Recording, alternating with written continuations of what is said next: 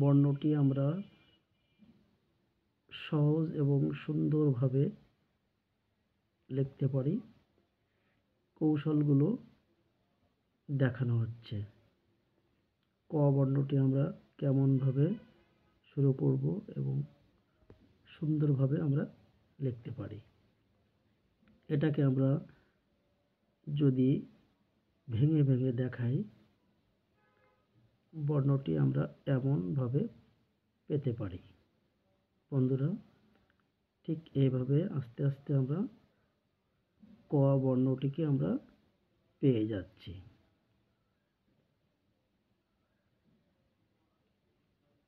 কেমন লাগলো বন্ধুরা? অবশ্য জানাবে।